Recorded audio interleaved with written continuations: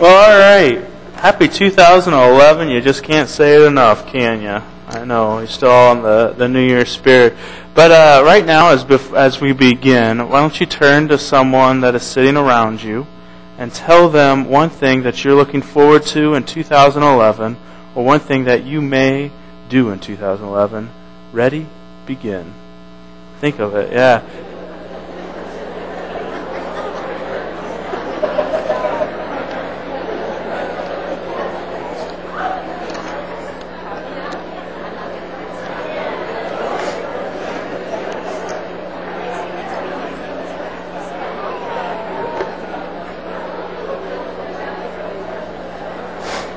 All right. Sounds like a lot of... Good night. No, sounds like you have a lot going on. That's good. Well, this is just like youth group. No, this is I hope all of it, all these plans involved me some way or another. If they were good, no, joking. Well, that's good. I think 2011 is an exciting time. I think it's an exciting year where a lot of things can happen. I think especially right at this time where we're just sort of pumped with the idea of newness, the idea of something that can be brand new. And I really like that about this time of year, is people have made their list of resolutions, and as people have said, I'm going to move forward and do different things and be excited about this year. And as you guys were talking, I was thinking to myself, these people may have a lot to do this year, which is a really good thing, and maybe some exciting stuff that'll unfold.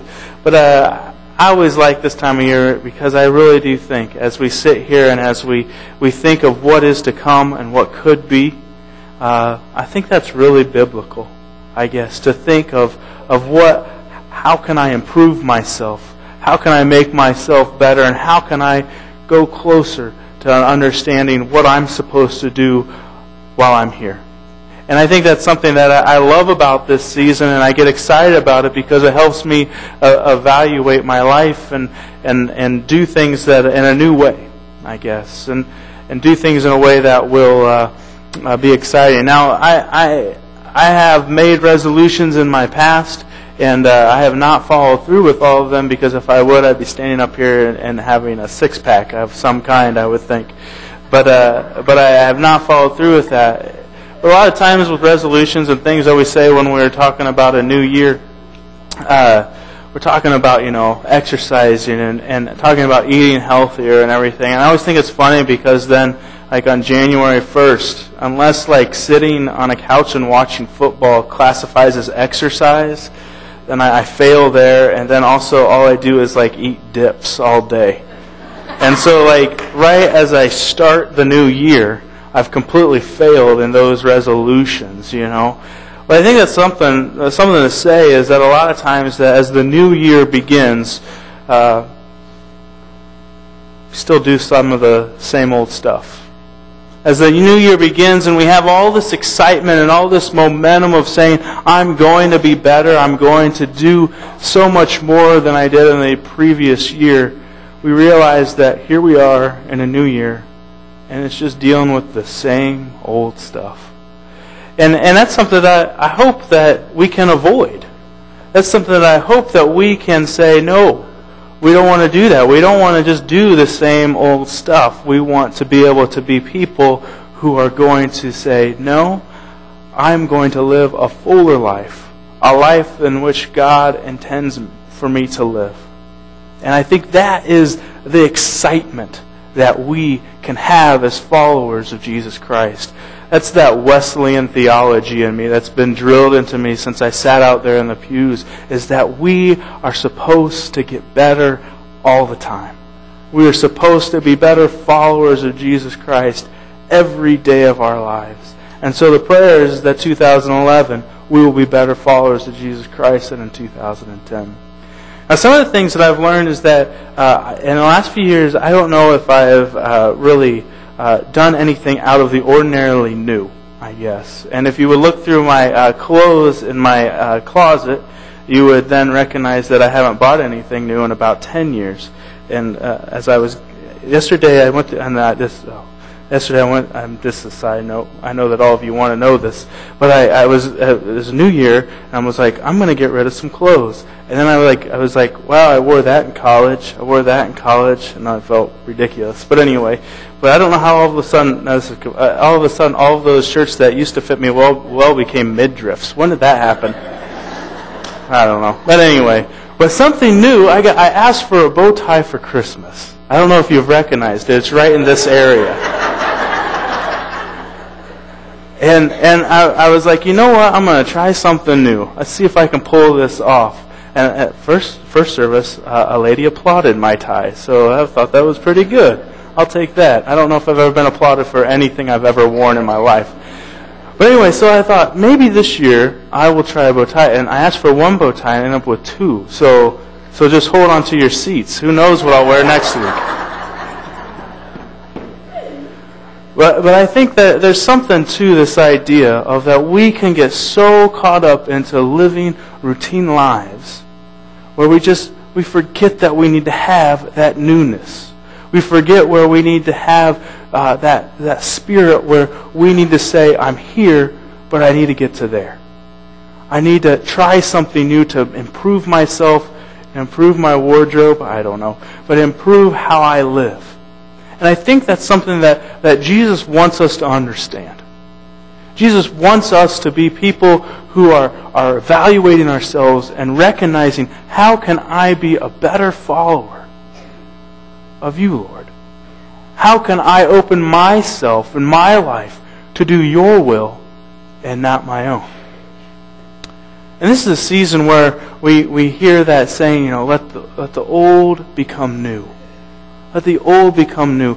Let those broken down things in your life, let them be transformed into something new. And Travis did this for me, because he does with anything I say. But no, Travis put this together. He put this little PowerPoint together. I think it's pretty neat. And it starts with a beat-up car. And he just, there you go. This is what Grant does. There we go. And so that car that was all rusty and all beat up, it turned into a beautiful car. And I know that God does that in us. God takes those rusty hubcaps and turns them into some nice chrome hubcaps. God takes that bad paint job that's been scratched and beat up and transforms it into a beautiful, beautiful car. And in Ezekiel, we find a passage where it talks about us being cleansed and made new in the midst of our impurities. I'm going to read the words in white, and you, as a congregation, will read them together, the words in red. Does that make sense? All right. I'll read all right. I will sprinkle clean water on you, and you will be clean. I will cleanse you from all your impurities and from all your idols. I will give you a new heart and put a new spirit in you. I will remove from you your heart of stone and give you a heart of flesh. Altogether, I will put my spirit in you and move you to follow my decrees and be careful to keep my laws.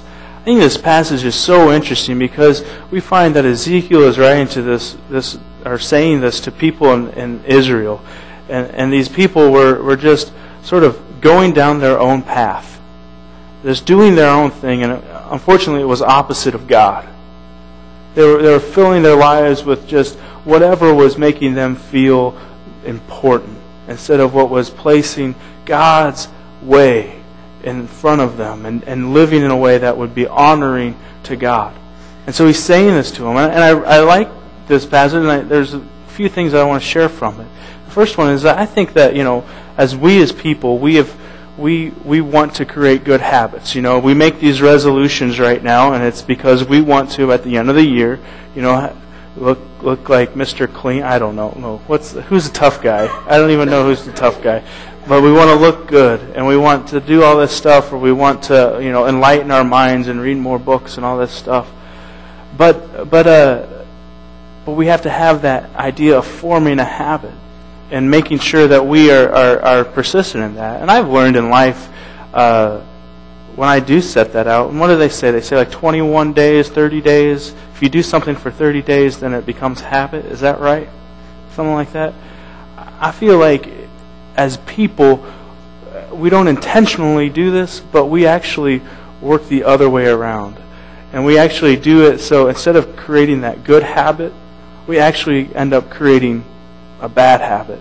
And we actually, somewhat way or another, we actually keep ourselves from being that persistently growing, and we actually work ourselves into doing things that are completely opposite of what we want.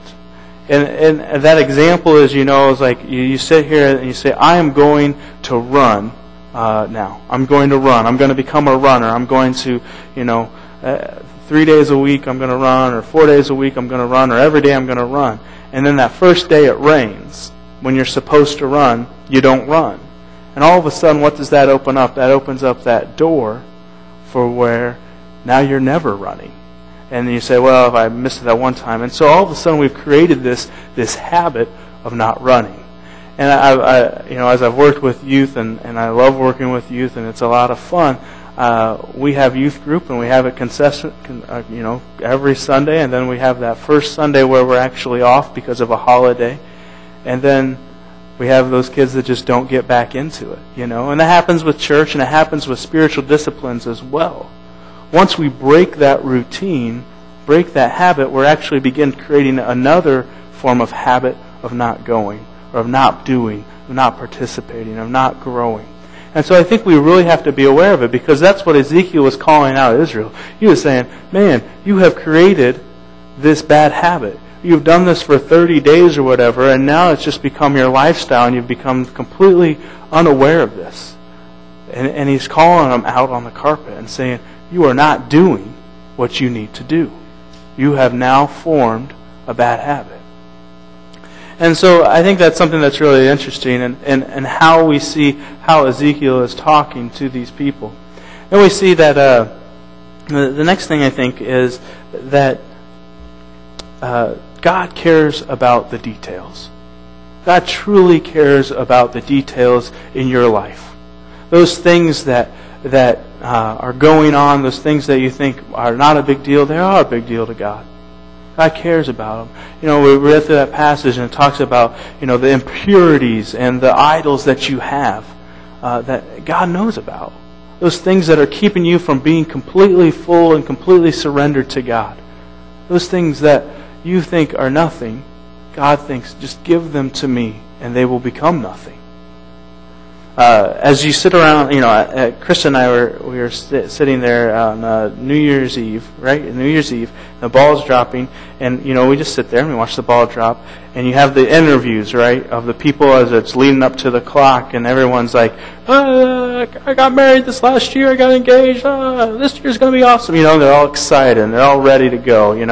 This is a new year, and they're talking about the exciting things that happen, and they're talking about the things that are going to happen. And it's always really positive. You don't have too many people who are like, Ryan Seacrest hands in the microphone and like, well, I need to work on relationships because I have a lot of broken relationships. They don't talk about the down stuff. Well, I overeat too much on Thanksgiving. They don't talk about that stuff.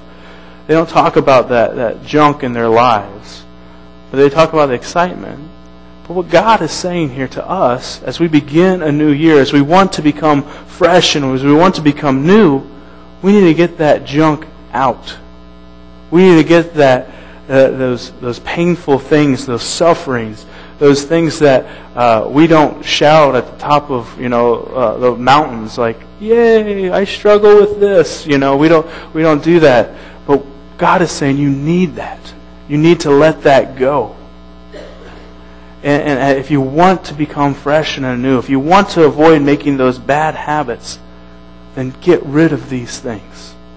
And God is sitting there saying, give them to me. Let me have them. Let me have your impurities. Let me have those things that are becoming your idols. Give them to me. And so that's something I think that we, as we begin this new year, we need to understand.